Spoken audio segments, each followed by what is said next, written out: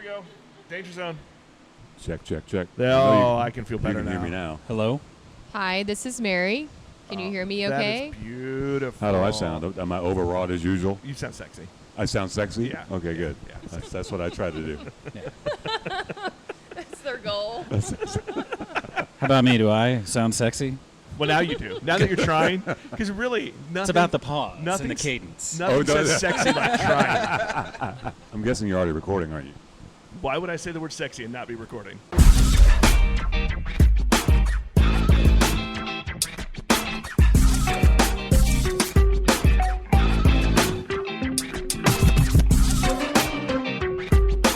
Beers with Nigel is poured for you by Dire Oil Graphics, promotional products and design.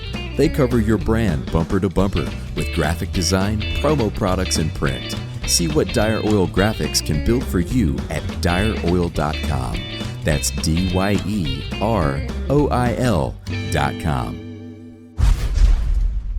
Let's just do this first. Hey, welcome to Beers with Nigel. I'm Nigel. I'm that other guy. Nick Parker. Yeah. It's a show about beer and other stuff. Or other things. We don't know. And we've got the Roonies from BKS in the house. We got Brian and Mary. And Mary's question was, do we have a studio? Guess what I asked? Yeah, we do have a studio. We do have a studio in downtown Lee Summit. It's an old vault. Oh, cool. It's an old post office. It's the Welcome vault to our from a- studio in yeah. Brookside. This is actually great for a studio. So This is our first time recording in the actual brew house. Yeah, so While- for those, you while can't see brewing it. is going on. Do you smell those hops, though? Oh, man. That- Yeah, I do. That's one of my favorite smells Might in make life. it hard to smell IPA later. I like it. We'll get through it, though. Look, We- if this is what I have to do to ruin my sense of smell, I'm okay with that. Yeah. It's not going to ruin your sense of smell. Well, I'm just saying. He said it would be hard. So So if what- they got to go, it's got to go. What's being brewed today? We're brewing Pine Tree, which is our seasonal IPA that we do right around Black Friday. Yeah. And we also do it again, like right before the Christmas holiday. It's a delicious beer. And this will be year 4 of Four. brewing the beer. Tell me more about this seasonal one. Oh, Paint me a word picture, yeah. if you will. Okay, so this one's about a 7% ABV IPA. We brew it with some pale malts, some wheat, some oats. It features Chinook hops, which are very piney, Simcoe hops, more of like a piney grapefruit sort of thing. And then we fuse a little bit of Citra into there for like more of that like tropical orange zesty character that people want in hazy beer. So that's Pine Tree. I can't reveal any more than that. It's all secret. Sounds No, like a I'm little kidding. little hop festival. It's delicious. I'm excited about We'll make that sure you get some. Well, let's start with this. one. Well, first off, we got to do a little something for Junior. Oh, then we got to tell them what we're drinking. Junior. Yeah, Junior, one of our loyal listeners. What are we drinking? Oh, yes. What did you What pour are for we- us? I don't know. What do you got? This it's is right a here. lager, but I'm loving it.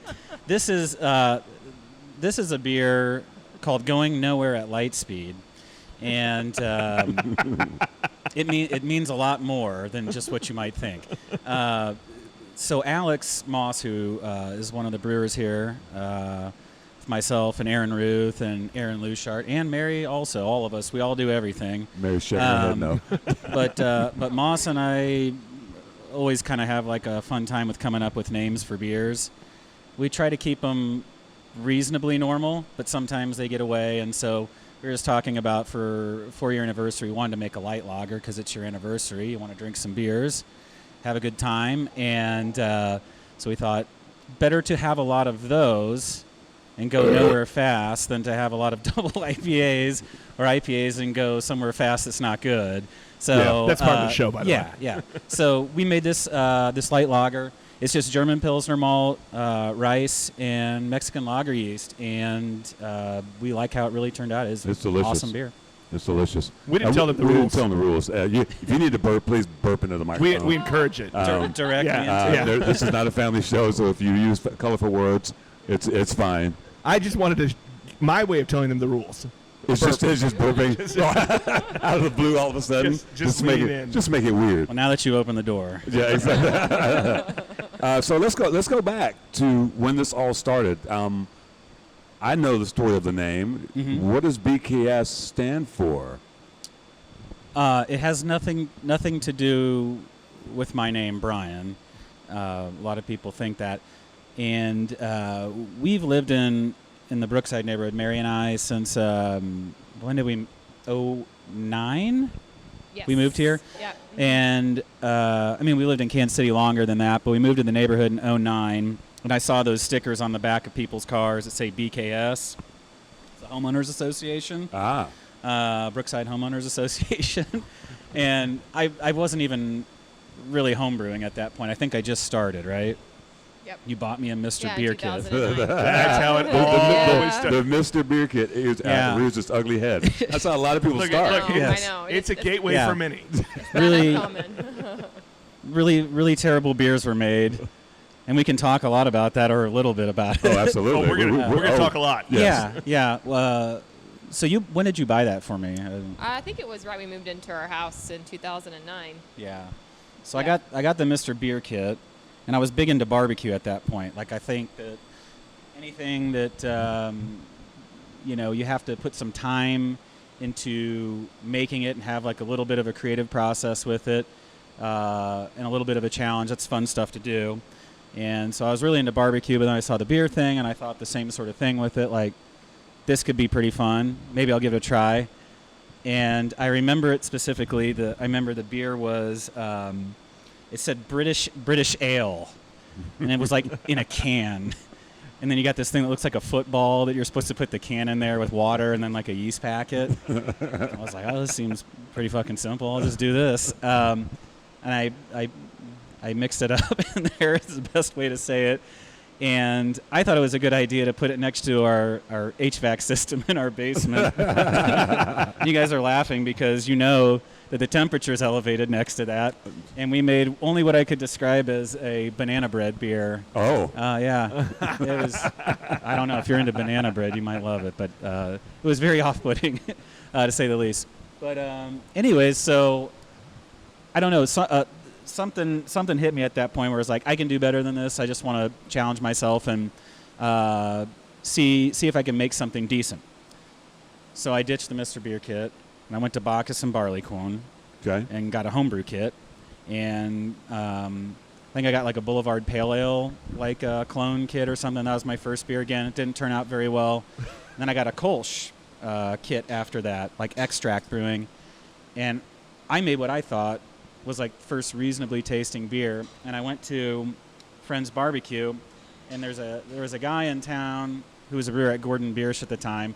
I don't even know his name. I just know he was, and he's gone. He's long gone from Kansas City. I don't know where he's at. But he came over to me. He said, "This is really good."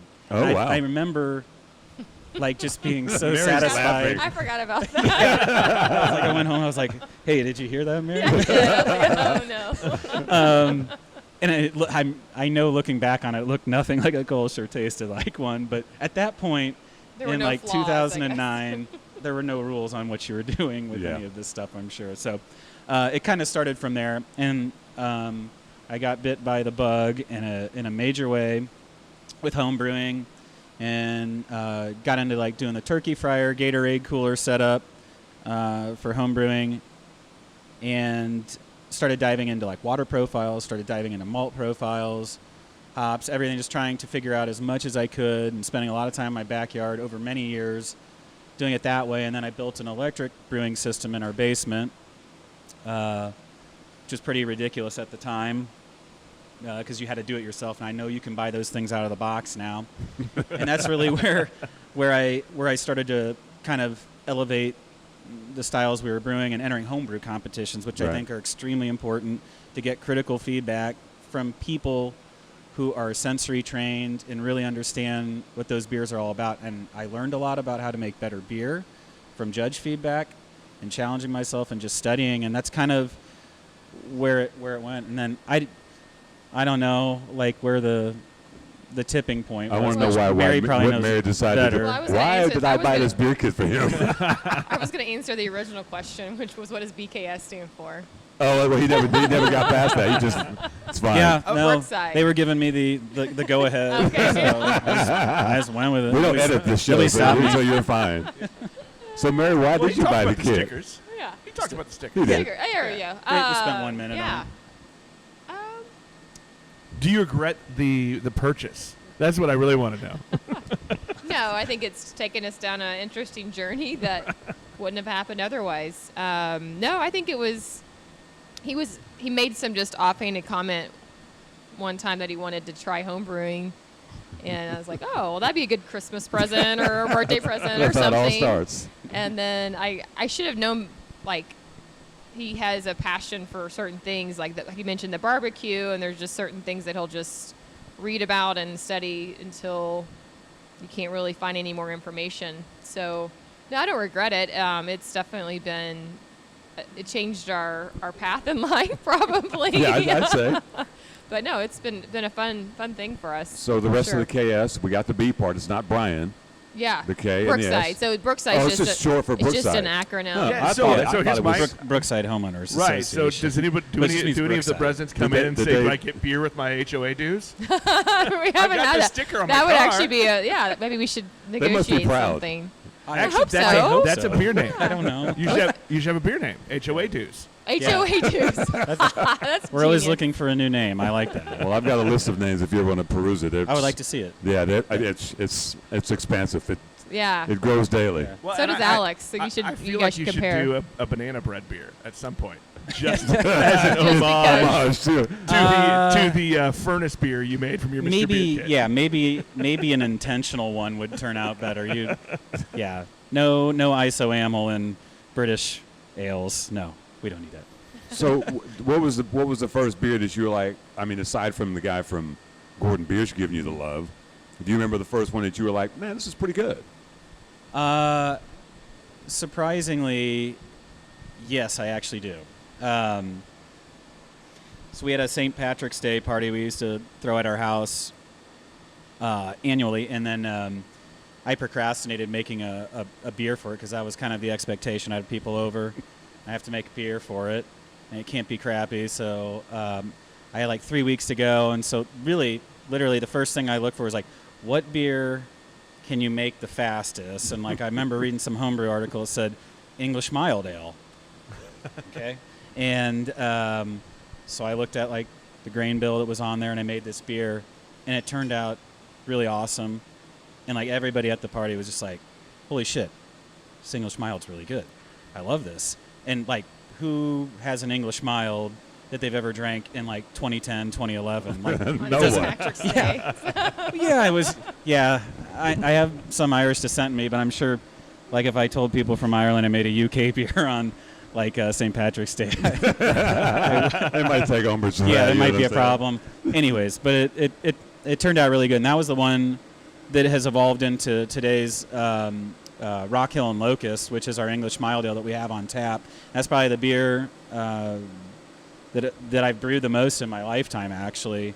And it's just really simple. It's like a 4% ABV beer. It doesn't take any time to ferment out or bring into a finished product, and I just love it. It's easy drinking. Yeah. Did the recipe change much from then to what it is now? It did. I don't remember what the original one was, other than the base malts in it, which were Maris Otter malt, which is an English grown barley. But over the years, as I dug into like malt profiles, I did tweak it and change it and picked out certain things that I liked about malts. And I have stuck with what the grain bill was from my homebrewing days, though. And this is one of the beers we've never changed since we've opened the brewery. Like, everything has stayed the same, from yeast to relative water profile and the malts that we use in it. Just pretty cool. And you just had your 4th anniversary. That's right. 4 years. Yeah. So, were you guys beer drinkers before this kit happened? Oh, yeah. And what were Yeah. you drinking? I'm curious. Well, I think the first beer I remember, that turned Brian into a craft beer drinker was Isolation. Oh, Odell's Isolation Ale. Odell's Yeah. Isolation Ale. That was kind of like the transition from Coors Light to more craft beer. I mean, we would drink Boulevard Wheat or Boulevard Pale Ale some, but really I think that Isolation Ale was really the turning point. And then, this is 2010. 10. I was probably more into Had- Belgian styles at that point. So you were heavier yeah. than he Yeah. was. Everybody was into, That was I mean, Belgian styles back then. Yeah, a lot of which is sad to see. saisons, Right. that Yeah, style. I wish a lot of yeah. them would come back. Yeah. But that was really my entry Maybe you point. can bring was- them back. We've tried. You have to sell them. I mean, but yes, we'd have to do it occasionally. Yes, yeah. go ahead. Yeah. I'm sorry. So at what point did, you're doing this home brewing, you're doing the homebrew comps and that sort of thing. At what point did you look at Mary and be like, you know what, we should open a brewery? What was that conversation like? Well, I don't know. I don't know there was like one specific moment, and so you'll, as I'm thinking about it, you'll see a pattern here. Mary bought the Mr. Beer kit, and then, we were going to visit friends that lived down in like Oklahoma City, and I remember driving in our car, and my corporate job was like great and everything, but I wasn't in love with what I was doing, and just having a conversation about that, and she said, "Well, you're pretty good at making beer. You should think about that. You should write a business plan." I was like, "I don't know how to write a damn business plan." But it turns out Mary knows how to write a business plan. Well, she's slick. Yeah, she has an MBA and from KU, and she worked in the small business development program at KU during her MBA, and so a lot of experience helping people, the small business owners, write business plans. And we wrote a chunk of it. I mean, I was driving the car, and she had the laptop out, and just kind of just going, Wow. And that's kind of how it started. Well, there was I can't remember what book it was that I bought you that was really focused on brewery business plans. There's a very specific, thing you should be looking at. So we got the base business plan going, and then he spent every morning before he would go into work, would sit there and try to kind of complete the information, and then at night. So there was definitely a process we did before we just opened up. We kind of had initial plan, and then a 5-year plan and all that good stuff. But yeah, it was definitely a process. It wasn't something that happened overnight. We talked about it a lot for a few years before we decided to actually open a brewery. Yeah, I think that was like 2014 or 20. Yeah, I think 2014 is when we really started looking at trying to find a building, putting some things to paper. And I don't know. So what you're saying is you did it the right way. I don't know. I don't know if there's a right or wrong. You followed a plan. Yeah, it took a while though. Because there are many of us that start the businesses without those plans, and Yeah. do you really? I mean, once you put the plan in place, sometimes you don't even follow it. But, Yeah. it's like Oh, yeah. you look back on it, and you're like, well, that really didn't happen. intention. Yeah. Right? You know what time it is, Nick? Is it mystery time? Mystery beer time. So this is the mystery beer bag, as we talked about before. It's from a golf course. We don't know which one. There's a story behind it, but the guy who took it, I don't want him to tell me the story till he comes on the show, and he is yet to come on the show. So Is that because we haven't asked him? I asked him to come this week, Oh, and he okay. didn't come, so he's rude. So, Brian, I'm going to give you the honor of taking it out of the excuse me. I got to get better paper That is bags. a wonderful bag you have keep it- wrapped we keep around it it. classy. Yeah, so Okay, so I'm yeah, you can tell Read us what what it it I is. is. realize it's a little too fancy for Then Brookside. we're all going to have some of it. Mary was kind enough to bring everybody some glasses, so we went local first. okay. So, hopefully I'm seeing the words on this right. Poitier, I think it's called Poitier. Yes, or is that an R? I think it's a Poitier. Is this like Poitier. 6 degrees of separation? Okay. I'm Yeah, City Martin Poitier, City son. Belgian style triple ale, aged in brandy barrels, 9.3%. Oh well. Coming in hot with that one. we've got to tell him about the new game. Well, he's already looked at it. Well, now we have to guess the ABV. Oh, He already said it. he already Oh. said it. Sorry. I didn't. Yeah. Sorry, I didn't. No, that's No, we that's didn't tell me the that's rules. That's their own damn fault. That's their own damn That's fault. poor show hosting. So you want to? All right, I get what I'm supposed you to wanna do do the now. honors and do the pouring. Yeah. And we'll keep on yakking. So how do you select these beers, or how do you get them? I guess is the You know, question. it's Beer karma. Well, a lot of it is beer karma because I get a lot of beer from just random people, and so I just stick them in my fridge and I'll just grab 3 of what I think Nick has never had before. Okay. So there's no real science to it. I'm just trying to clear out my refrigerator. So I understand what the bag was for now. Yes. I was supposed to open it when it was in the bag. And pour No, it. no. This is Keep a it hidden. surprise. Yeah. No, I Oh, mean, okay. I mean, we, That would we- be really cool, though. You know, we maybe. did do that at Beer Sauce, where we kept it in the bag and kind of kept it like we were in an alley. Right. You know? Here you go. You want some of this 40 ounce? I will not reveal the ABV in the future. Now you know. I'm not sure she's going to drink any of that. Thank you. Smells good. Caramely. Aged in brandy barrels. Yeah. In case you were That's wondering. tasty. That is a yummy drink. Yeah, I like that. I like that. It's Yeah. really nice. We were Shout just out talking to about Garden City. Belgian styles, like And look, There beer it karma is. right there, buddy. Beer Just karma. it just shows up. So do you guys, you know, we kind of talked about this before we started. Mary, do you have a favorite style of beer you'd like to drink? Oh, that's a good question. I think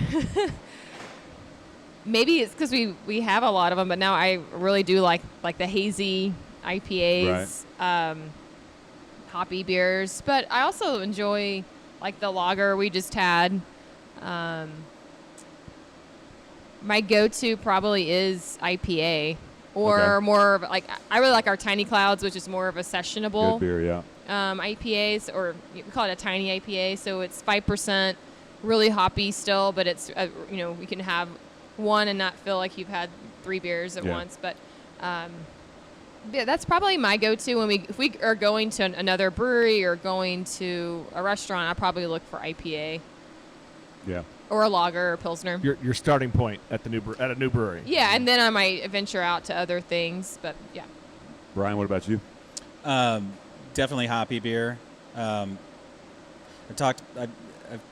talked about this with some people before, where said, you know what your favorite beer is when you get off work and the first thing that you want to grab, like, what is that? And this went back a few years ago. I was telling somebody, it's like, oh man, I love Cantillon and Three Fawn and stuff. They're like, yeah, but is that your favorite? I was like, I mean, it's got to be one of my favorite. And they're like, yeah, but when you get off work, is I like used to go home and pop open a bottle of sour beer and like pour it into a glass. I was like, well, sometimes, like, but if I'm being honest with myself, it's like IPA. Like that's the thing I would think about after a long day of work. I want something, like West Coast or New England style. That's what I'm into. Yeah. I miss the old classic West Coast IPAs, man. Yeah, I think that used to be my jam. I probably every 2 days I'd go, and I've yet to bring one on the show. That Lagunitas Hop Stupid, just a hop bomb, just to kill your palate. But I didn't care, so I'm with you on that. When I imagine beer, I smell it, and I'm like, that's an IPA. Yes. But I don't know about you. Sometimes I'll be somewhere and I'm like, why am I smelling beer right now? Yes. See, I think that's number 2. That's What's like number 2? that's second beer choice. That's I want what? to start with like just a nice clean lager. I mean, Lager. true. Yeah. Like so that was just But you go 3 years ago, nobody was doing Nobody's- lagers. not, Right. Not, That's the last not couple on of a- years. No, that's true. It wasn't. I wouldn't consider like a craft brewery thing to do. It was more of Yeah. we we never. never- no. If I'm being real honest, what am I grabbing when I first go to the fridge? The one that's in front. Yeah. Because laziness is easiest. really who I am. Yeah. That's another beer name right there. The one that's in the front. There you go. So let's fast forward. You talked about the business plan that was written in the car, which is awesome. When you guys first started, you guys have a unique brewery story because when BKS became a thing, it was like people lining up for the beer, and it was such I hate to say it was such a St. Loser town thing. He hates St. Louis. But Because you hear about just that in the Cardinal St. Louis where fans. people are lining up Yeah. and waiting for the beers. When you guys went into that, was that shocking? Was that a surprise? Because you guys became like this thing. that I don't think you can really plan for. Yeah, it was. I mean, it was surprising for sure. So, I thought that the beers that we wanted to bring to market and the way we wanted to make the beers, I thought we did a pretty good job with it out of the gates. And I didn't know how the Kansas City market would respond to that, or how long it would take for anybody to know we were even here and we're alive. You know, like we started out, I thought if we had 50 people show up, that would be good. Right. 50 people, maybe buy a 4-pack, we'll survive, you know.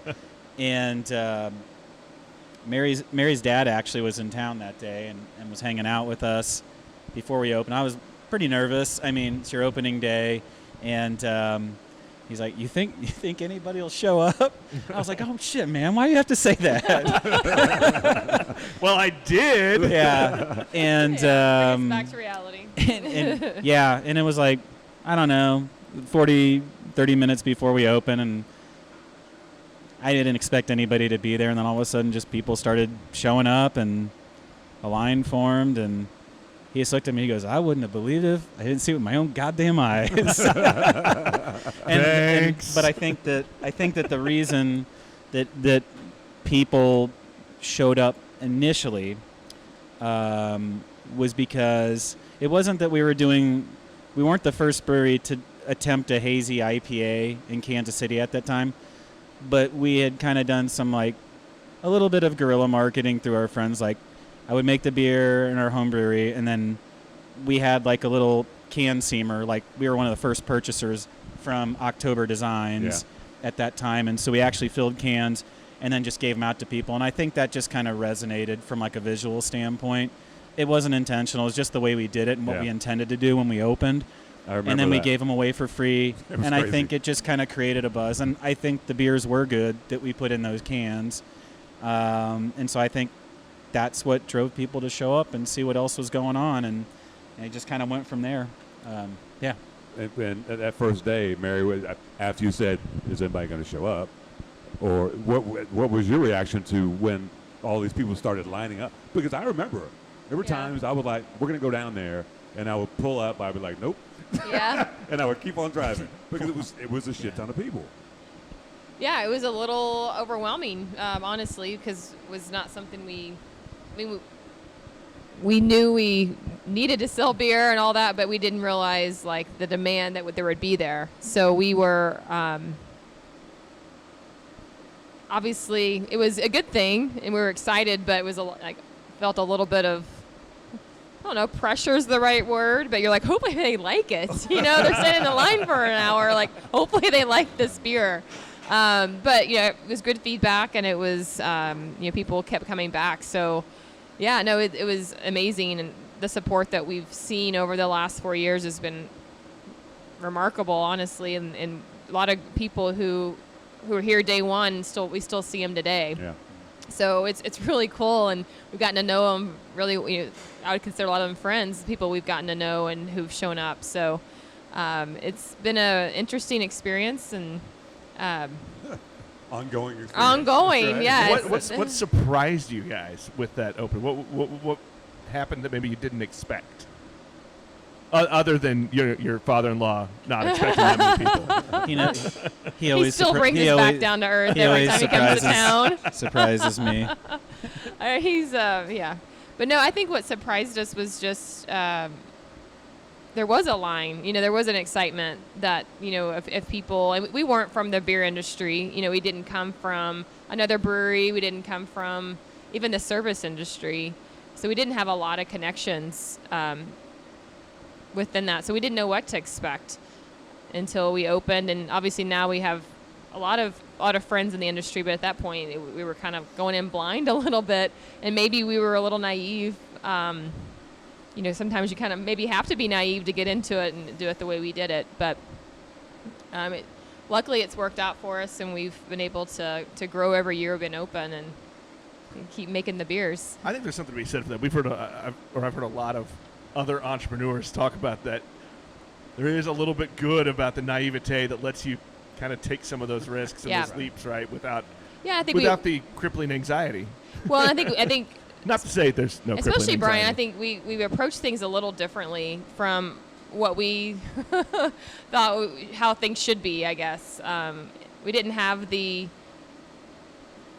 expectations of it has to be this way in our head. From if you did come from the industry, you kind of have this underlying knowledge of how other breweries do things. Well, we didn't really have that. Beyond just visiting a lot of breweries, we didn't have like, well, you have to do an IPA this way, or you have to do your tasting room hours this way, or whatever. Like, we just kind of like, well, this is what works for us, Right. and this is what we think people will want, and we just did it. And then luckily they wanted it. So. And then in like some ways, it would have totally helped us if we'd have known some people to like give us a heads up and be like, hey, that's a stupid idea. Like, you shouldn't put those tanks there, or Yeah, like, there's your some of bar that, is yeah. set up all wrong. And like we've been through that too. Yeah. And so, you know, the thing I tell anybody who's starting out is like, don't be afraid to like ask for help or ask for input. And you know, I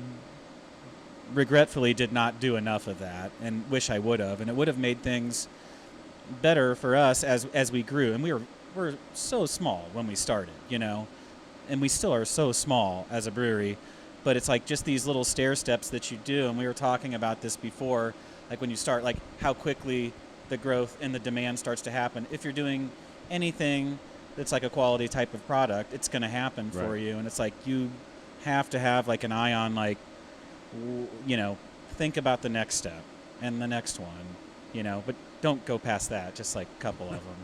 That being said, do you feel like, though, because you said you did the competition circuits, and some of did that experience and those relationships help as well, though? I mean, just because you had some of that feedback and some of those connections? Yeah, actually, one of the there is a beer judge that at a competition.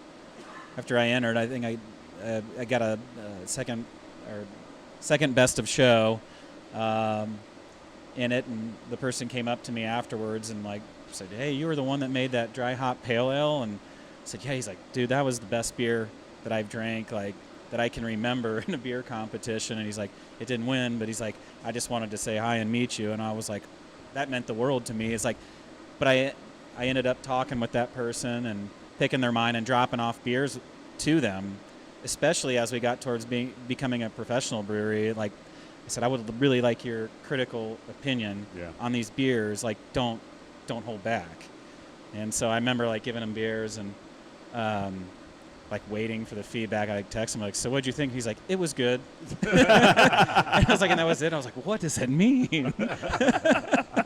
I'm gonna have to translate this. No, but he was really supportive early on and shared it with other people who are very knowledgeable in beer. And so that's the important thing, is like I was saying, is like don't be afraid to ask for help, and definitely make sure you listen, you know, when people with knowledge and experience more than you have are talking, like just stop and listen.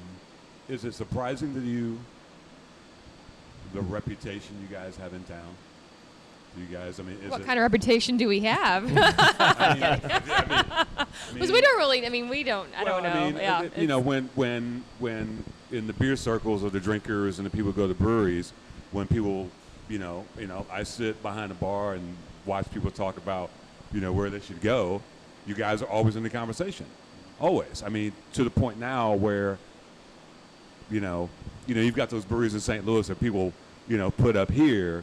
Well, in Kansas City, you guys are in that conversation of what are the best beers in Kansas City? What's the best brewery? You have to hear it. Obviously, you guys are making beer, but do you think about, is it what's that like? Well, Or do you even consider it? She's making a lot of faces. No, I'm like, I don't know. how to answer that. I think first of all, the beer that's in Kansas City right now that's going on, we have a lot of great stuff in this town, and Yes. I think it's starting to be noticed, and I think that where I had heard stuff before, you know, being a consumer 4 years ago, just only and buying beer and going to places and drinking, there was like, you know, there were some people that weren't happy about like some of the the IPAs that were here or other like barrel-aged stouts, things like that. There's not enough of them or nobody's doing them, things like that. And there were, but now it's like there is a lot of really great beer that's out there. Yeah. And you see that. It's like every neighborhood's got some place they can go to, and every brewery's got something they can make that you go in and you're like, damn, that's really good. And that didn't happen in Kansas City all the time. And I think that, like you were talking about St. Louis, which has a great craft beer scene. They're like one of the top 5, in the United States. It's undeniable, like things they've done. But I think that the beer that's happening here in Kansas City, in some of the styles is, as good or better in many categories. And I think there's something to be proud about all of that. But I think that if anybody's saying we're in the conversation for making a good quality beer, I mean, we'll take that any day. Of course, that's the objective. It's like I want every person who comes into here to leave with like, maybe you didn't like every beer style that we presented to you, but you definitely shouldn't leave and be like, those, there was things that sucked. You could just say, that's not my beer, but they're all made really well. Like we're giving it our absolute best possible effort, and we care greatly about every single thing we do, like so much. Like we think about it and talk about it and obsess about it here, and I think that attitude shows into the beer. Like we put that effort in so that we get that type of like outcome. So what is your most popular one? What are you really pushing out all the time? What is everybody getting? IPA. Hazy IPA is probably about 80% of our production. Now here's one of the first follow-ups to that is that your favorite one to make? I think for Brian it is. I don't know about Alex, who's up on the brew deck right now, but you should bring you can him. ask him. Don't jump. Bring him down. Alex. For me, for a very long time, it was New England style, and I mean, I love those beers. I wouldn't make them if I didn't love them. And then, now after 4 years of making them, and I think we got some pretty good locked-in recipes on stuff. I think that I'm intrigued by more of like right now I'm like obsessed with our Kolsch, and it's a very traditional style of it. Like we make it the same way, and like I'm just kind of like really into that right now. But we were asking, Alex, what's your favorite one to make? Brian's what type of turning into beer? host. Go for it. What type of beer do you like to make? You got to grab a microphone, bro. Grab a microphone. Which is your favorite one to make? Because Alex is he's brewing most of the beer here now, and like then I'm running around in the cellar doing stuff, and so you can. That's a good question for him. I mean, I love brewing hoppy beer. I know it's kind of boring. Probably people are like, "Oh, come on!" It's like That's not boring. No. Nothing. Does nothing it? boring? About it. Okay. If it tastes good, it's not boring. yeah, I love brewing hoppy beer, but I gotta say, like, I love mixing it up anytime. Like, that we're in stout season now, so like. We make lots of stouts. Nigel, what season is stout season? It's all the you know. It's you know. always yeah, yeah. stout season. That's true. That's true. But no, it's fun. It's fun to mix it up, and the stouts. There's a lot that goes into it. It's a lot of more grains and stuff going on. So it's fun, and trying to hit really big numbers with the gravity and stuff. Like that's fun. Like making big beers is fun, but it is a lot of work. Like the triple IPAs too. Like. It's just That's Brian. Brian's over there chuckling. That's why I don't do it anymore. Well, Brian, you mentioned There are a lot of like work 4 across the names. So board. there's 4 of you that are really kind of in the brew process. Yeah. How are you guys working together, coming up with your ideas and? So it's so Alex and Aaron Ruth. He is the one that makes a lot of the hydromels that we've done. Which people love. Waldo Honey is the business he had on the side for a while. Nick's never had a hydromel, by the way. This is Basically true. like a carbonated mead. It's lower ABV than a mead. It's amazing. With fruit or spices, stuff like that. But Aaron was like one of the first people who jumped on board with us. First full timer that we hired, and then Alex, and then we have Aaron Luchart, who is new. people know him as Hot Dog Ron in Kansas City. We made a beer called Hot Dog Ron, and we release it on July 4th there's every a year. story there. I'm sure there is. Well, yeah, we go to Charlie Hooper's after work here a lot, and they have hot dogs there, and he always gets hot dogs. So he just became, his name's Aaron, and you abbreviate to Ron, and it's Hot Dog I might Ron. be going to Charlie Hooper's after this. Yeah, Been there in a long time. yeah, hot dogs are great. Shout out to Charlie Hoopers. But anyways, yeah. Shout out Charlie Hooper's. So yeah, I mean, obviously, when I started out, I was just doing everything, and then Aaron Ruth, Waldo Honey, he came on and started helping me on brew days, graining out and everything, and then doing cellar work and teaching him how to CIP tanks, clean the tanks essentially, sanitize them, prep everything, and then helping me with transfers. And then getting Alex in here, who was out of the box, already knew how to brew on a bigger system.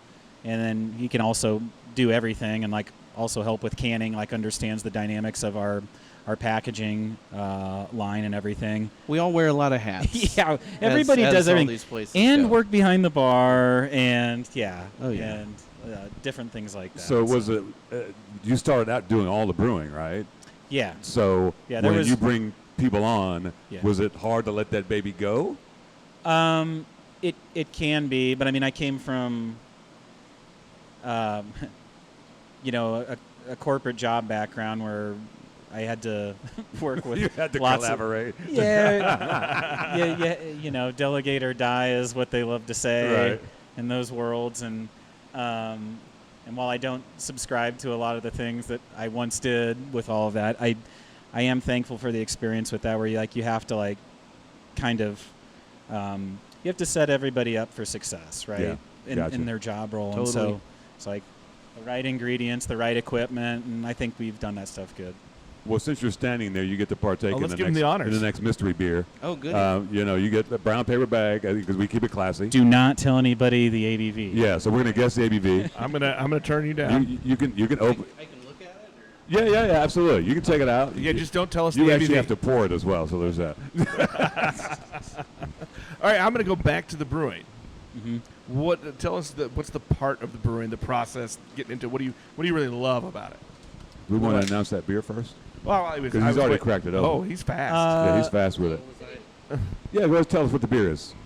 Oh, I do talk. You're gonna have to lean Yeah, into you're the gonna mic. have to talk. No Okay. ABV saying though. Sorry, I'm late to the party here. You are. You're fine. You were working. It's fine. We That's got like you're- blackberry cobbler, pastry sour, pastry kettle sour with blackberry, cinnamon, graham cracker, I imagine, and vanilla from Barntown, up Where are in they from? Iowa, Oh, Iowa. West Des Moines. I'm gonna guess ABV. We know them. I'm gonna say 6%. What do you got, Brian? Take a wild guess. 7? Don't tell him. 7? It Mary? might not even say. Oh, I think it's one of those. Yeah, It's a up in true- Iowa, they don't Oh, care. Yeah, they don't have to. it's a true They're like, mystery "Yeah, beer. hey." Iowans don't care. There's an extra glass if you want any. Yeah, you opened it. Look at that thing, man. Oh yeah, Wow. it's a thickie. Put your glass in there, buddy. I've self-edited what a is lot in the this? last 30 seconds. Blackberries, You're not allergic to anything, are cinnamon, you? vanilla, graham cracker. Not that I'm aware of. Does that mean we need to get an EpiPen ready? Well, I mean, you never know. You want some, Stephanie? Yeah. It smells great. I'm gonna go. Hold on.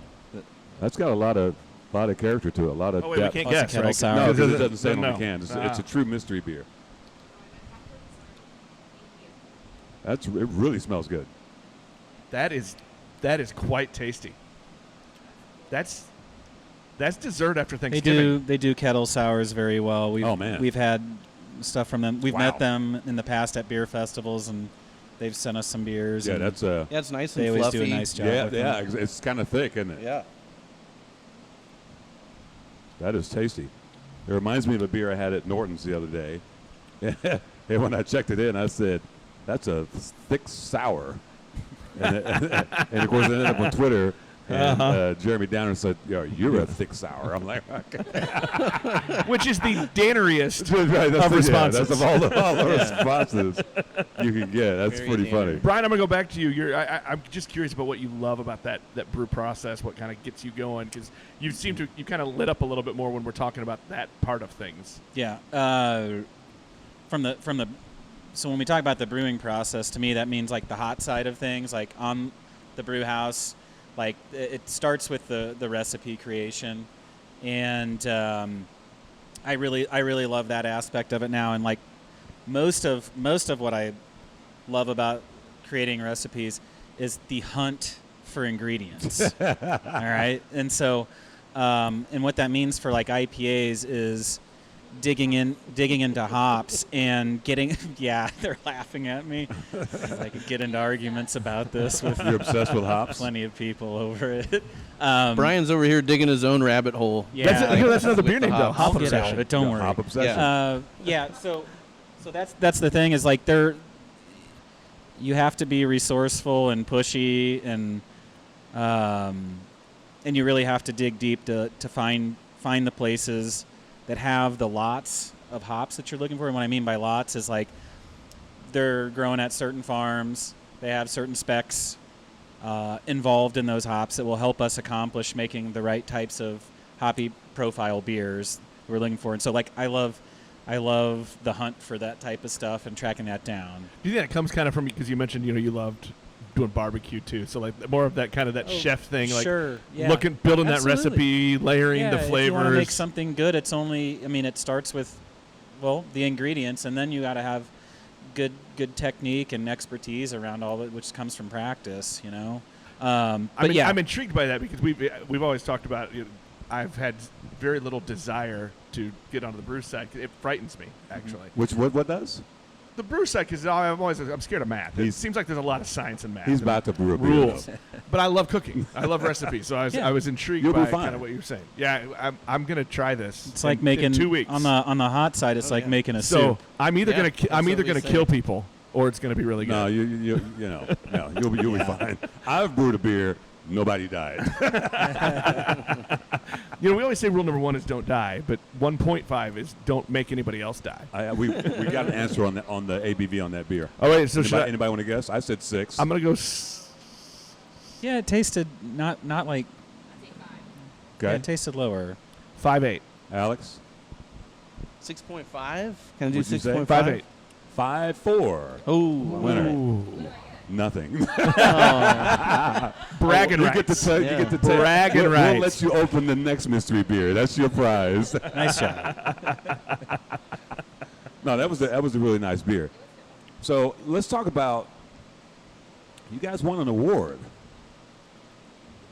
Let's talk about that award. Tell. Look, there it the is. medal's right up there. Tell us where it's from, what you won, what the beer was. Give us the rundown on because that's kind of a big deal in Kansas City for you guys to win that award. Yeah. Tell us about that. So we got a silver medal in the Great American Beer. You might explain to people competition. what that is. Great American Beer Competition is the world's greatest beer competition. It's the biggest one. It's like the Masters for beer, right? Yeah. And so I had read this last year there were 8,000 beers entered, maybe more than that, 9,000. I don't know. That's crazy. It was one of those numbers. Yeah. And 2,000 breweries entered, and so you can't enter more than 5 beers overall or anything like that. But we entered Clouds, our New England style double IPA in the what's called the Imperial Juicy Hazy India Pale Ale category, which is beer judge terms for New England style double IPA. And that's one of our first beers we brought to market at BKS. It's actually aside from our English mild, that was like the second beer that I created as a home brewer and then brought into making professionally here, which has changed over the years. with a few hops here and there and a few different malts, but the concept of what the beer is supposed to be has always remained the same. And so, is that changes based on availability, or just as you've just tried to improve the recipe? both. Both. Some years there's hops that I don't like that I normally do. Hops are an ag product, and so they do change. We're not the type of brewery that can just go to a farmer out in Yakima Valley and say, I want that same lot on that acreage right there, those same hops. Like, we don't get that. I have to go hunt for those things like I was talking about, and so sometimes we can't find that quality that we're looking for, but we can blend other hops together to get a profile overall that we're looking for that we think is close all the time. So it's a moving target, but that beer, we had never entered GABF before, and I've been other than getting critical feedback, I've kind of been anti-competition, because it's like craft beer, we're all supposed to kind of lift each other up together. How is one brewery competing against another? How does that help or whatever? And I've kind of, in talking to people who have entered it, the statement to me was, it's good for the city you're from. Mm-hmm. If anybody wins, and that's any brewery that enters and wins. It's great because it brings press and notification to the beer community, like what's going on in Kansas City around beer.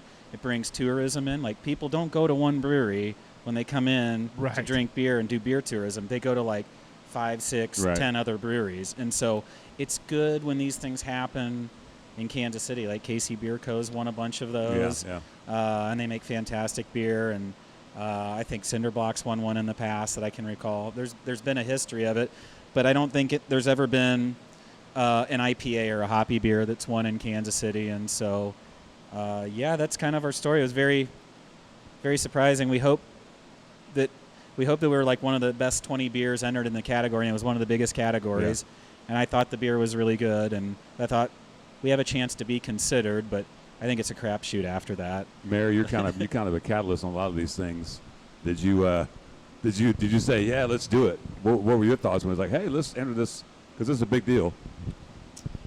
Yeah, I think like Brian said, we kind of hesitated in prior years to enter because we weren't able to make enough beer to meet demand. We were just such a small scale brewery, but we recently expanded our production capacity and our fermentation capacity, so we're able to, like, if we actually did happen to win something, we can actually make enough for people to come and grab it and get it to go or on tap.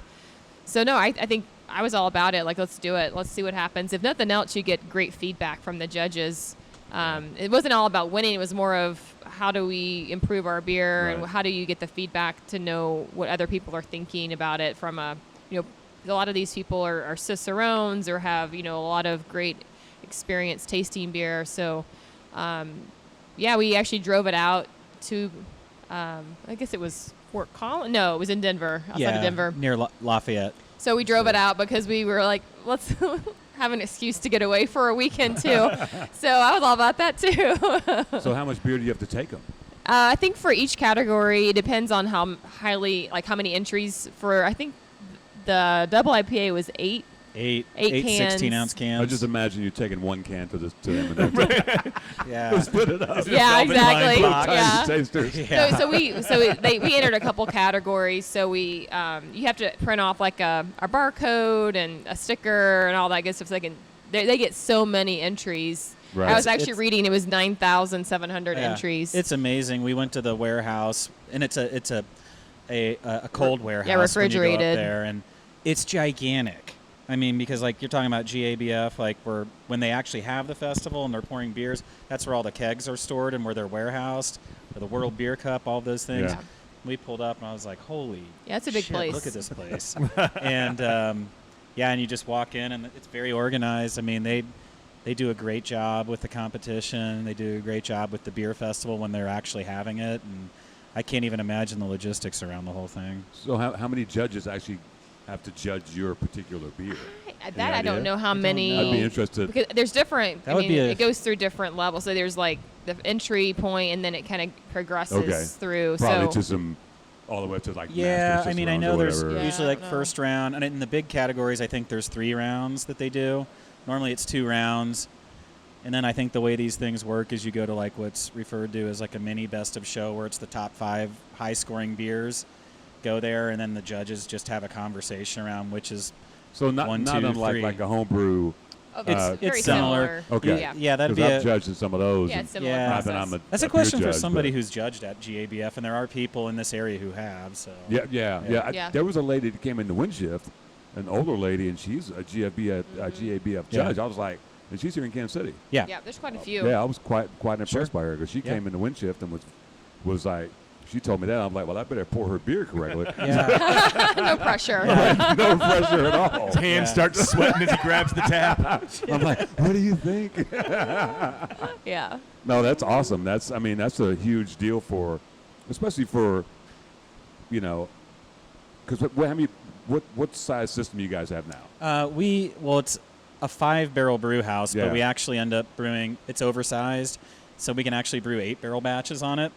I mean, And that's we still do sometimes. that's still super small. Small compared to, Oh, yeah, you think most absolutely. Yeah. of the I mean, I'm breweries out sure there. it's the competition. There was probably some bigger breweries and that sort Oh, of for thing. sure. Oh yeah, And, so yeah, with I talk about access to, especially in those hoppy categories, access to the right type of hops, and I think that's telling of us doing a good job of getting the right ones that produce the right profile in the beers, and that's something I'm real proud of, and something that we've gotten better at over the years. Getting hops that not all Citra hops are the same, Right. not all Mosaic hops are the same. How do you go about doing that for those of us that don't know? Because I mean, we have one hop farm really nearby. Kansas Hop Co. 2. Yeah. Well, 2. There's Yeah. another one, right?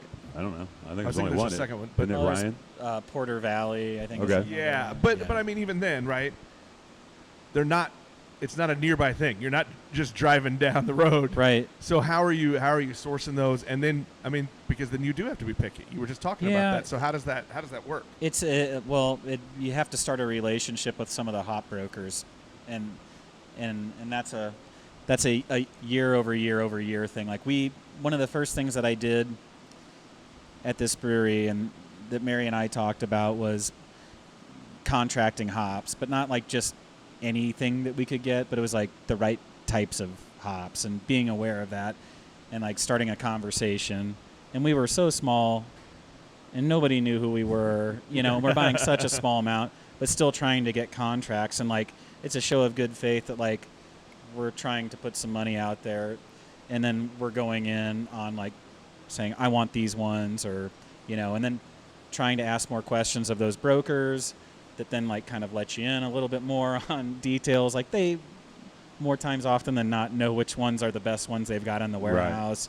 And then also just like talking to other brewers that have, good knowledge of hops. Like if you drink a really good hoppy beer, asking that brewery person who made it, it's like, what did you use, or what do you know about it, or what are you willing to talk about? Because some people don't want to talk about stuff, and I totally respect that. But then taking that tidbit with you, and maybe those are from a certain farm, and you just kind of lock that away. Or maybe like paying attention to the certificate of authenticity that comes with a certain hop lot. You can ask for those from brokers or from farms that you get them from, and remembering, like paying attention to what's on that sheet. What did you like that was in the composition makeup of that?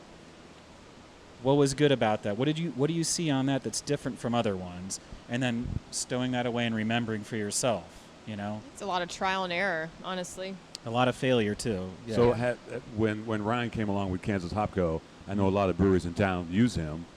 It's a different type. Obviously, it's grown here in the Midwest. I know you guys have used him. Mhm.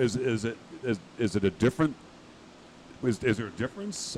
What's it like getting something that's so close and local? Oh, I mean, well, so they have Canuck hops, right, which is Kansas-grown Chinook, Right. and it's completely different than Chinook that's grown in the Pacific Northwest. So that's what you smell in here today. We brewed Pine Tree, and there's Chinook hops that are in there. Chinook is very piney when it comes from the Pacific Northwest because of the soil, the temperature, the rainfall that's there. Kansas, it's quite different. Yeah. It displays like more like pineapple-y. Yeah. More fruity. And he mentioned it's cool. that when he was Yeah. on and that. there's ways to work with all of those things, but it's like being aware of the ingredients you have, and then how do you blend it with other things that are complementary to it. And I think that's kind of we love using Kansas Hop Co., and Ryan's a friend of ours, and we really appreciate how he's worked with us and helped us learn about what they do. And we've been lucky enough to feature it in quite a few beers since a couple of years ago we started using it. And it's about fusing it with other things that we think blend well with it and I feel bring like the profile forward. Yeah, I feel like we left money on the table when we had him on, because I didn't know about he and his dad making guitars. Oh, yeah. yeah. I was like, Well, he mentioned it, but he downplayed it. Yeah, that's a huge Totally thing. downplayed it. And we did not follow up. we're terrible reporters. Yeah. But we're not. But we're not reporters, so there's that. There's No, we're not. Well, I mean, you kind of are. I mean, I can't claim that anymore. I was years ago. I sort of am. Sort of, kind of. Yeah. But we're digging deep here, so that's all that matters, right? Right. I'm gonna start asking you questions. What do you, I'm curious. What do you do? I'm just that other guy. What was that beer we cracked? It wasn't the Mr. beer. It was the one you brought. No. So this was from our good friends, the Blues, who are living the dream in their Airstream. This is from Perennial Artisan Ales, Sunset Tai Chi. Oh, you can't read. Well, Oh, 'cause- Lord. Somebody get the readers out. It's silver with the light coming off. So India Pale Ale with lactose, passion fruit, orange, guava, and vanilla. Wow, And get much I will lactose out of I it, will really. now take your guesses on the ABV. 7.2. Yeah. Right. I don't. You got to guess something. Hang on a second. Think about it. Look, Nigel will come at you. That one drank like 6% to me. I'm gonna say 8. Your actual retail ABV, 6.5. Oh. Oh, okay. Okay. Brian's the winner on that one. Well done. Well done. Well done. You get bragging rights. Yeah. They're now yours. So I really like that one. It tasted great. I don't normally like lactose in IPAs, but that was really good. So the tap room has changed from the days when it first opened. It's kind of morphed in. I mean, I haven't been in here. I looked over. I'm like, okay, the tap's over here now. Yeah. That's been quite the process. And you kind of talked about in the beginning, well, I probably shouldn't put that fermenter there or whatever. Yeah. What have you learned about running a tap room, and it's kind of morphed into what it is now? Because obviously, you probably had some growing pains at first because it was tiny. You know, I remember coming here when I could first get in here. I was like, wow, this is small, but you guys have made use of the space. What's that been like? Well, Mary, all credit there. Mary does a great job with all of the retail side in the tasting room, in addition to like handling all the inventory and financial stuff for the business. I'm just like, just make beer. It's not Make beer. but she's the one that has all the interactions for most of the can sales and works with most of everybody who's up front. So I mean, I'll let you answer that, like the changes and all that stuff. Sure. Yeah. I mean, I think when we've gradually taken on more space as tenants have moved out of the building, and when we took on additional space in June, and we reevaluated our tasting room. We're like, well, it doesn't make any sense for the bar to be where it is when we have all this other space. So we gradually started shifting things over. So it hasn't been that long since we've moved things around, but it really helps with the flow of the tap room and a little more seating. It's customers really like it because it gives them a little more space to spread out, especially in our current environment. People want a little more room. So yeah, definitely have been able to take on a little more space and more seating inside and outside. So that's been a great thing for us as our tap room has expanded our hours and all of that. I do want to clarify one thing real quick. Uh-oh. Is it something Nigel messed up? No. That makes me happy. No. Oh, okay. So It was you. Dang it. Yeah, when we first opened back in 2017, we briefly mentioned taking the upstairs space. We did not take the upstairs space. people still ask us today, do you have the upstairs space? We never took the upstairs space. I just wanted to have this opportunity to clarify that. I don't want to be misleading. All 4 of our listeners, 2 of which are sitting here, Yeah. But at least will now know. Exactly. I mean, we all count as listeners, right? All of us right here. Yeah. Alex is sort of But I just wanted to. We might be I up didn't to- want we to might be up to 6. misrepresent our space, but we have no space upstairs. Now, You've mentioned the canning yeah. part aspect of this a few times. That seems to be for a lot of brewers really growing, really the importance of it. Have you been doing that all along? Yeah. Well, that goes to the question I was going to ask. During the pandemic, when you guys had to pivot and go to go only, that's when the can thing that was imperative that you did that. So you guys were obviously ready, because you had that in place. What was that like going through that year? Our business was geared around that to begin with, and it kind of goes back to the early days of what the business plan was. We were always heavy on package to go, and I will say that where we saw the phenomenon that's happening around cans, because that's what it is, right? It's like beer is not better out of a can or a bottle. They're both the same if they're packaged well. In fact, there's a lot of arguments you could say that maybe it's better in a bottle, just from like low dissolved oxygen levels that go in from packaging process. But anyways, when we started the business plan, we looked at a trip that we had done out in the Northeast, and being a big beer fan, I wanted to go up to Hill Farmstead and go see that place, see what it was all about, try the beers, which is like almost up like on the border of Canada and Vermont. So you fly into Boston, and this was before Treehouse or Trillium were really the names that they are today, are household names, and I'd never had those beers. I didn't know what they were all about, but we stopped there because it was just like you looked at like Beer Advocate or something, like what is a good brewery nearby or something that I should go see. So we stopped there and we're just kind of stunned by what we saw. Like all of and these were small little places back then. They're not like they are today. There's like 2013 or something. 2014. Yeah. And but what I noticed was how much volume they were doing to go. Obviously, they had a stellar product that they were offering, and we saw the same thing like when we went up to Whole Farm, all this stuff. In fact, we saw it everywhere in the Northeast, and I was blown away by it. I thought the same thing can be here. It's like we're not looking at it right, It's like we can have a small brewery, but we can focus on packaging, and we can do a little bit of a tap room presence. And so that was kind of how we developed it. But we were geared to survive the pandemic because of our commitment to the packaging process up front, and that's always what we did.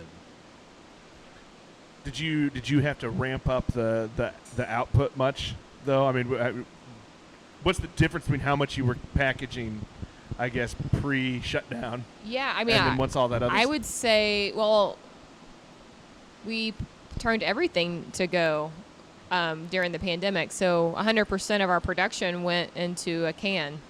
And luckily we had a small Wild Goose canning line that we were able to use.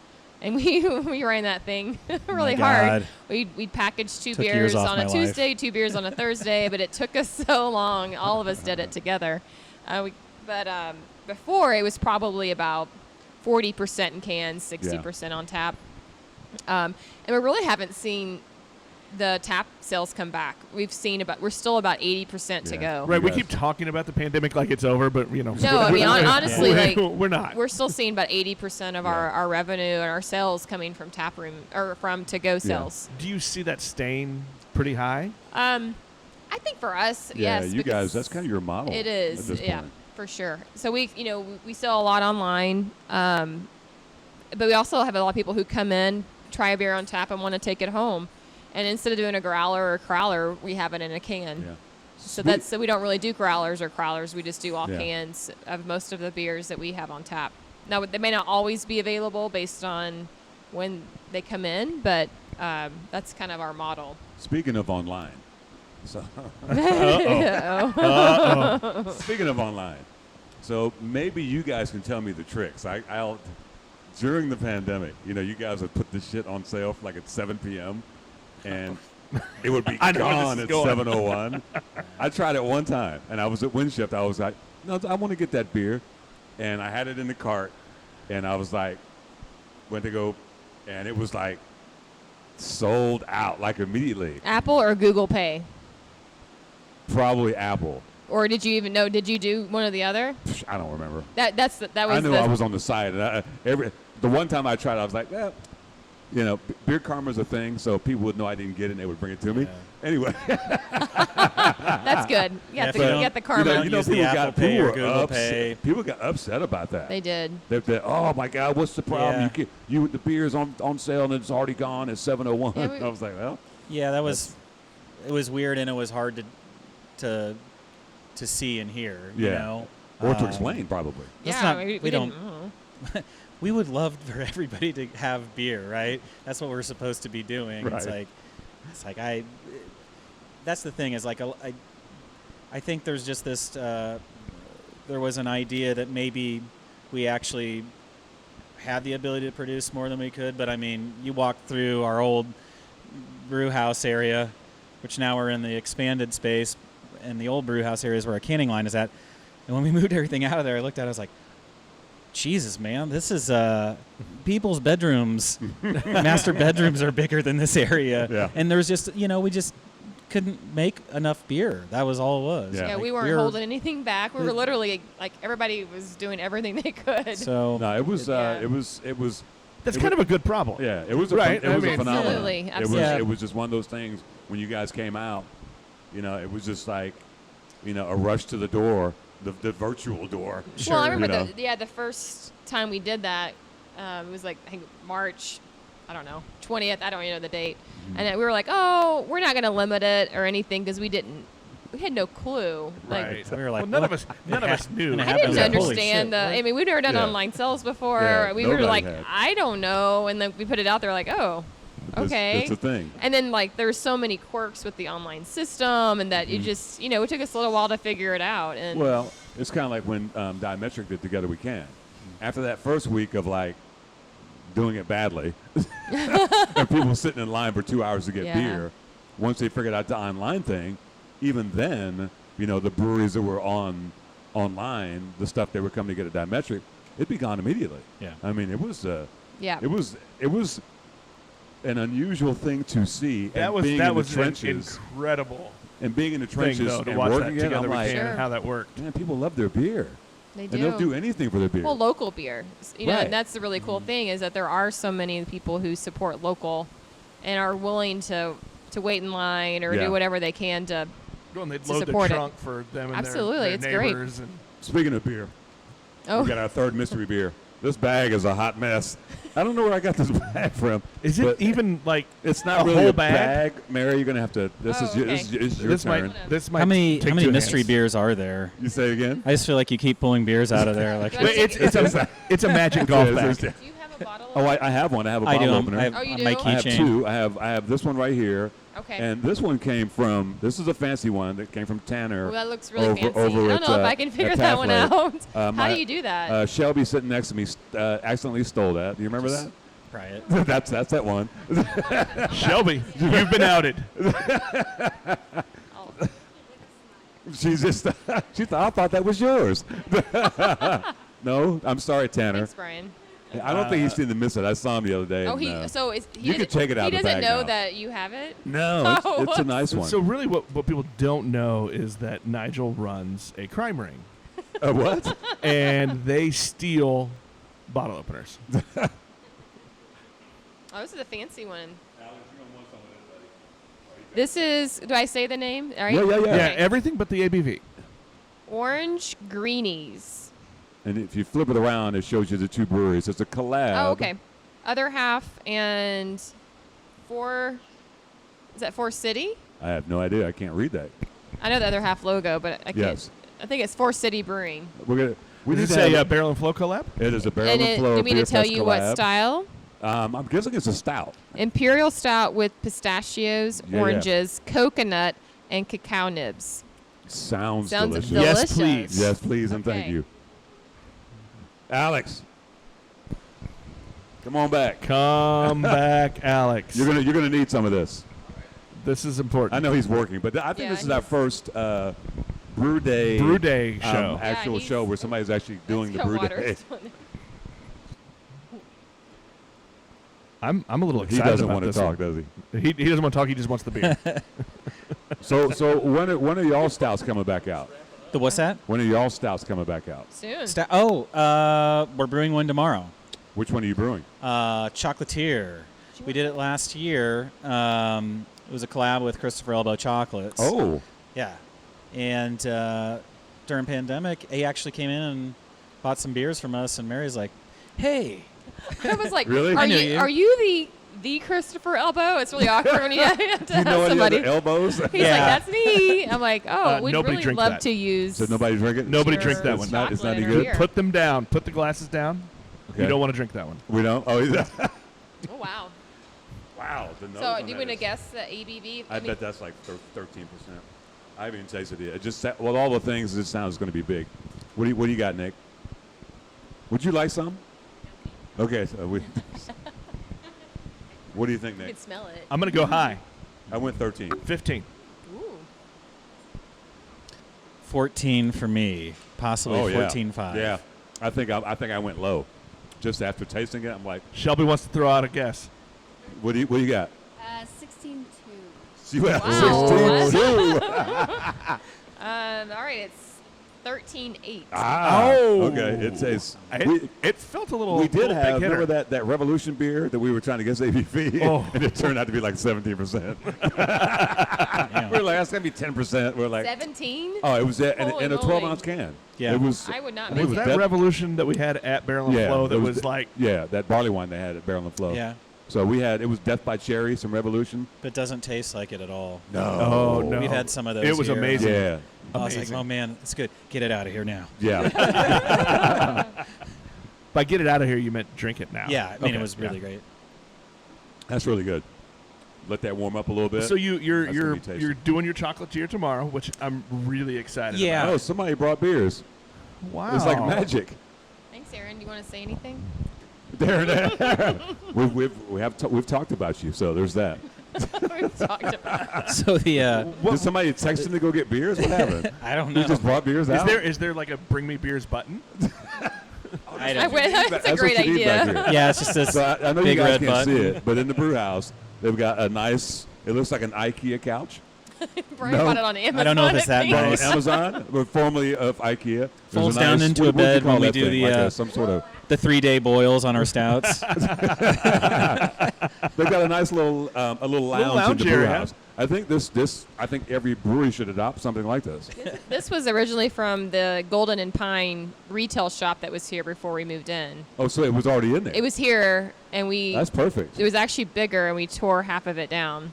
Oh, it's bigger. Oh, Yeah, it went all the way to the. Oh. I like the setup because That's a nice I shelving just, unit. As a brewer, So we kept part of it. You've got your speakers. Thank you, sir. What do we got this time? Looks like Hot Dog Ron. He We got brought BKS us. He Hot brought Dog us in Ron. our Chilling Thrilling pale ale. It's Man, that's the that Halloween nose. release. Chilling Thrilling Haunted Sounds, the album. Yeah, that nose is great. Citra, Mosaic, and just a tiny bit of Washington-grown Zeus hops. That I is really delicious. like that. That's really delicious. 5.5% ABV. This is what should be in your wagon that you're taking your kids around On when you're Halloween. trick-or-treating. I've seen people do that. I mean, if you're smart. Yeah. I may or may not have done that. and share it If with you're your a good neighbors. parent, I mean, You we're guys not have kids? trick-or-treating. We have one, but he's older now, so He didn't trick or we're treat. past the He's, trick or your treat. son is an old soul, An old soul. My son is 14 but he's going on 22. or 62. He's going on like 22. He will tell you to get off his lawn. So what's next for BKS? What's the next, I don't know, 2-5 years look like? You guys, I mean, Not allowed to ask me that question. no, I mean, that's fair. That was Brian has in different- his rider. Can't ask that question. oh, that release you didn't sign. He Or we didn't He sign. has different ideas than I do. So will a road trip then solve that problem, right? It mean, seems like that's that's the key to your Yeah. success. Road Is trip to Maybe Oklahoma so. City. take Yeah. a road trip and you'll figure it out. Yeah, That's a good idea. Well, we just got done. I mean, we didn't just get done with this expansion, but mostly we ended it in February and been able to like kind of sit down and work here in this space and enjoy it now. Yeah. And we're kind of liking that. And so I really don't think that, I mean, personally speaking, I can't stomach the idea of having to go through another expansion for a while. Although I do recognize the piece of, I think we're making the amount of IPAs and double IPAs, things like that, that I think are getting close to meeting the demand, or maybe we're in a comfortable spot with that right now, which is great. That's always what we've wanted to do. I'm not in a comfortable spot with where we are with a barrel-aged stout program or lagers. Yeah, I'm going to go ahead and second that on the stouts because you guys do some great stouts. And so I haven't had one in a while, and I Yeah. missed them.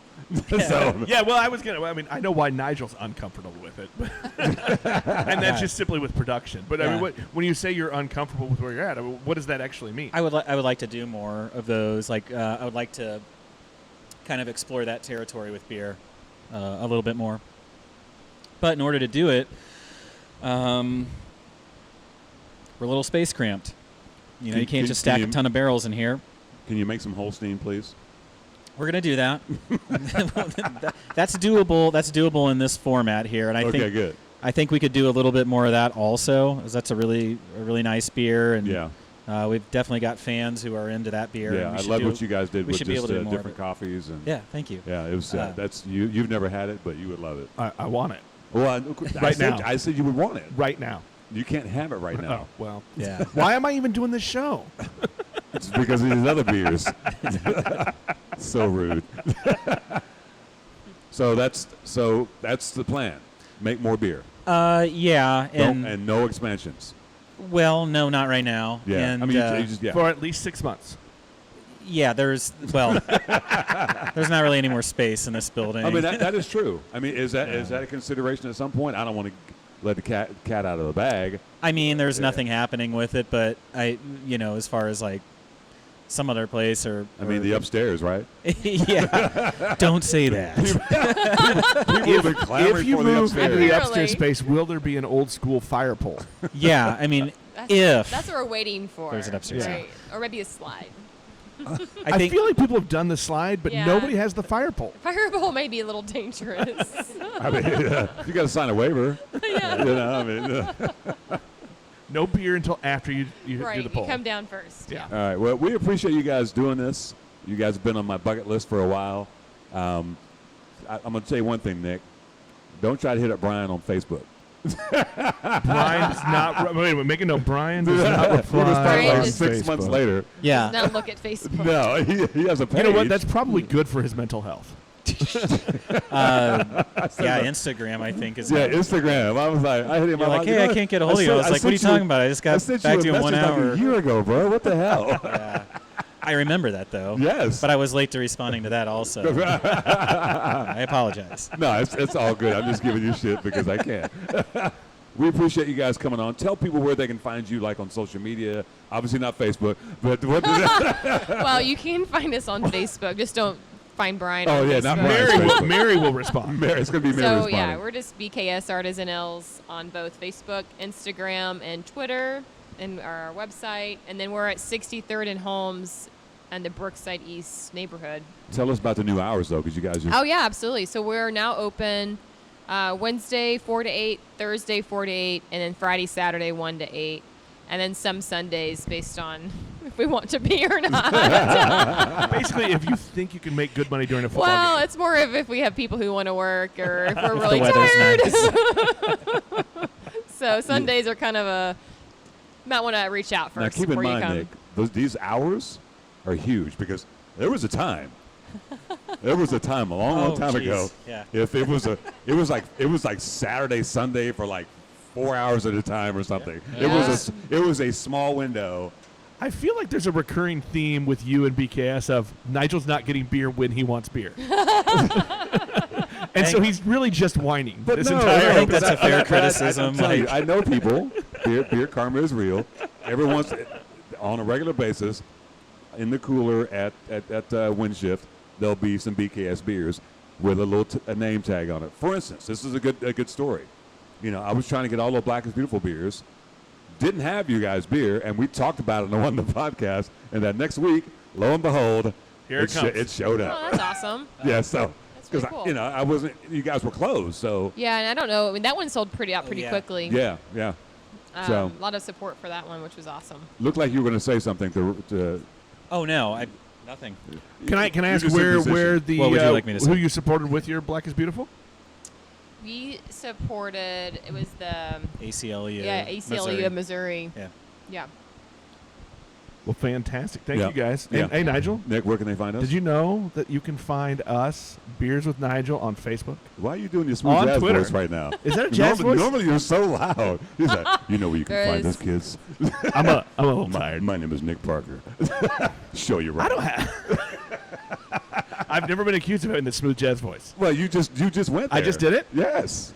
Man, Stephanie did. I'm gonna save that for you for later. Oh. Oh, that's a different podcast.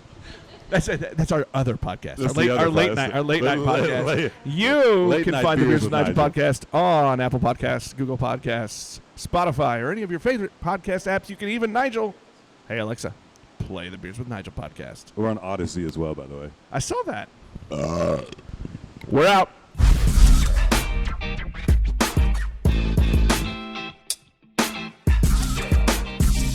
You've been listening to Beers with Nigel, a show about beer and other stuff, hosted by Nigel Woodbury and that other guy, Nick Parker. Beers with Nigel is poured for you by Dire Oil Graphics, providing bumper-to-bumper graphic design, promo products, and print services. Find them at direoil.com. Beers with Nigel is a proud member of the Fredcast Network and is available on all of your favorite podcast flavors. Find Beers with Nigel on Facebook.